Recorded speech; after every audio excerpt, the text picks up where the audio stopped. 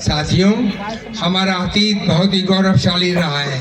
पिछले 1000 साल का इतिहास बताता है कि शासन प्रशासन में हमारे समाज की पकड़ रही है, लेकिन आज क्या स्थिति है ये सोचना होगा।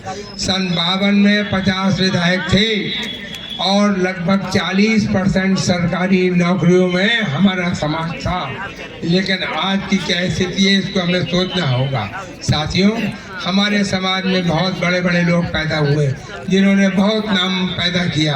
अध्यात्म के क्षेत्र में स्वामी विवेकानंद का नाम किसने नहीं सुना।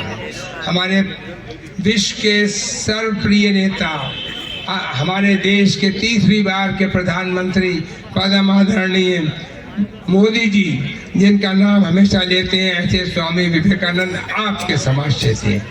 महर्षि महेश योगी, श्री रविशंकर जी, समाज सेवा में राजा राम मोहन राय का नाम किसने नहीं सुना होगा।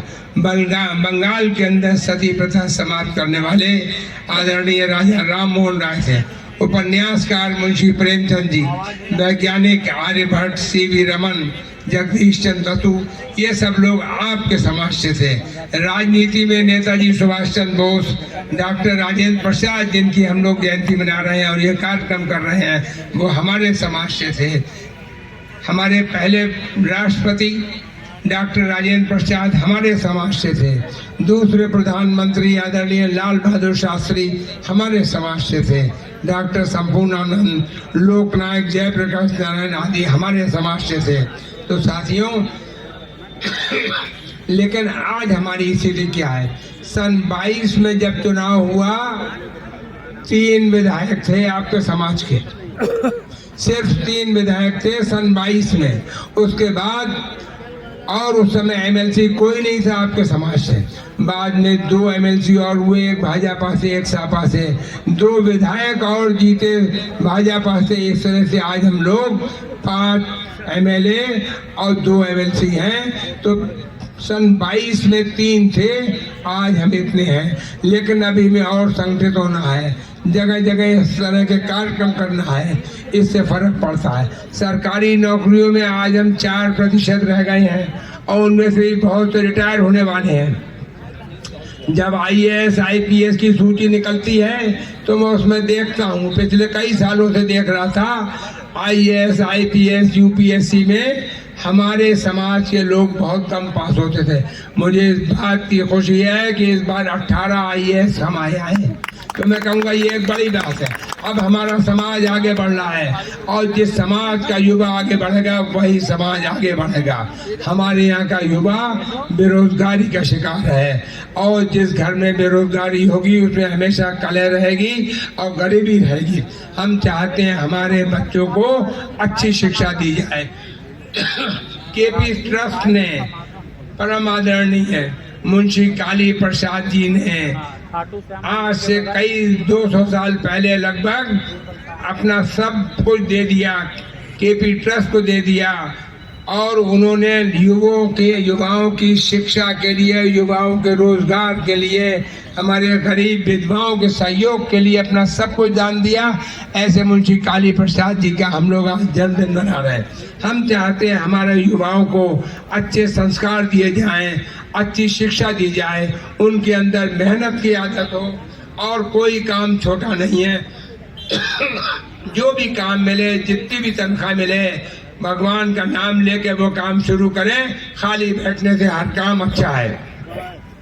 और मैं उन लोगों का बहुत सम्मान करता हूँ जो इस रिजर्वेशन के ज़माने में भी कंपटीशंस में सेलेक्ट होते हैं, एमएनसी में आते हैं, लाखों रुपए के पैकेज पे काम करते हैं। वो युवा हमारे समाज के पुष्प हैं।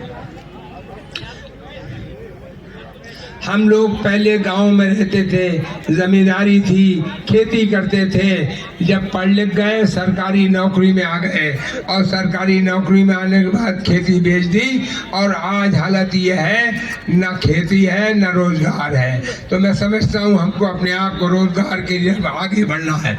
ईगो, हमारे समाज में ईगो नहीं होना चाहिए।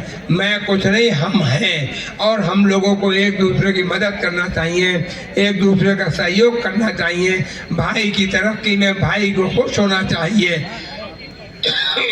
समाज सेवा करने वालों को मैं अपने समाज के लोगों का बहुत सम्मान करता हूं, जो समाज सेवा में लगे रहते हैं, अपने समाज की भी और सभी समाज की सेवा करते हैं। तो मैं कहूँगा हमें शिक्षा देना चाहिए, अपने बच्चों को टेक्निकल एजुकेशन देना चाहिए। जो लोग एंटरप्राइजिंग हैं उन्हें सरकार की योजनाओं का लाभ उठाते हुए इंडस्ट्री लगाना चाहिए, बड़े बड़े शोरूम्स खोलना चाहिए और उसमें अपने समाज के लोगों को भी रोजगार देना चाहिए। अगर आपने अपने समाज में 10 कायस्थ लड़कों को भी इससे नौकरी दी तो समझिए आपने 10 परिवारों की रोजी दी। मैं इस मामले में आदरणीय सिन्हा साहब का बहुत आभारी हूँ, जिनके यहाँ कई लाखों की संख्या में हैं और बहुत से कायस्थ लोगों को उन्होंने रोजगार दिया है। ये समझिए उतने परिवारों की रोटी का इंतजाम वो कर रहे हैं। कोई भी छोटा काम करना, छोटी दुकान खोलने में कोई बुराई नहीं है, लेकिन हमें कुछ ना कुछ काम करना होगा। राजनीति में भी आगे बढ़ना होगा। मेरा राजनीतिक ताकत के कोई ताकत नहीं है और मैं बरेली के कायस्थों का आभारी हूँ, जिन्होंने मुझे पिछले 3 बार से लगातार जिताया है। पहली बार 25,000 से, दूसरी बार 30,000 से और तीसरी बार 35,000 से। और ये सब हमारे समाज की वजह है जो मैं आज इस जगह पे हूँ। और मैं आपसे यही कहूँगा, हमें कायस्थों को इंसान बनना है, एक दूसरे की मदद करना है। हिंदू बनिए। हमारे मुख्यमंत्री योगी आदित्यनाथ जी हमेशा कहते हैं मिलकर रहो, एकजुट होकर रहो। हमें एकजुट रहना है और तरक्की करना है। राजनीति के अंदर मैं ये भी कहूँगा 95% कायस्थ समाज का वोट बीजेपी को मिलता है और बीजेपी में भी अंदर भी कहते हैं कायस्थों को टिकट दो। हमारे बरेली में इस समय भी 8 पार्षद कायस्थ समाज के हैं। इससे पहले 10 थे, 2 की सीट ओबीसी में रिजर्व हो गई, इसलिए तो इस बार 11 होते। तो मैं कहूँगा हमारे बरेली में जितने पार्षद कायस्थ समाज के हैं उतने पूरे उत्तर प्रदेश में किसी नगर परिषद में नहीं है। तो मैं कहूँगा हमको हर जगह पे आगे आना होगा, एक दूसरे का सम्मान करना पड़ेगा। और एक बात और कहूँगा आप सबसे, वोटर जरूर बनो। आजकल वोट बन रहे हैं, वोटर जरूर बनो और वोट डालने जरूर जाओ। कहा जाता है कायस्थों तो वोट ही नहीं बनाते और बन भी जाते हैं, वोट डालने नहीं जाते। हमको वोट जरूर बनवाना चाहिए। आजकल वोट चेक कर लो कि वोट है या नहीं, और नहीं हो तो तुरंत बनवा लो। पूरे घर का वोट बनवाओ, 18 साल से बड़े लड़के का बनवाओ, नई बहू का बनवाओ, वोट जरूर बनवाओ और वोट डालने जाओ, जरूर डालने जाओ, सब परिवार डालने जाओ। सुबह सुबह जब लाइन लगी हो तो कायस्थों की लंबी लाइन लगी हो, सब शहर में उड़ जाएगी। और अब तो कायस्थी वोट डालने बहुत चले आए, कायस्थों की भी लंबी लाइन लगने लगी। इससे एक मैसेज जाता है जो हर पार्टी में असर डालता है।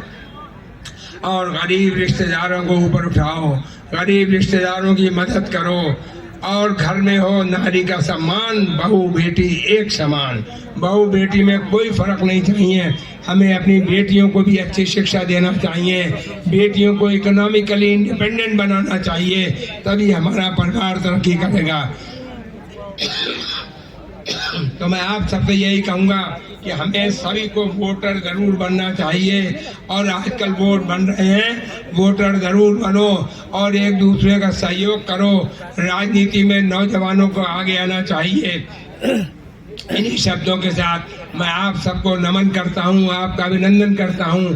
इतनी बड़ी संख्या में कायस्थ से उपस्थित हुए, प्रदेश के हर कोने से आए, उसके लिए मैं आप सबका अभिनंदन करता हूं, वंदन करता हूं। बहुत बहुत धन्यवाद। भारत माता की जय, भारत माता की जय, भारत माता की वंदे वंदे वंदे। बहुत बहुत धन्यवाद।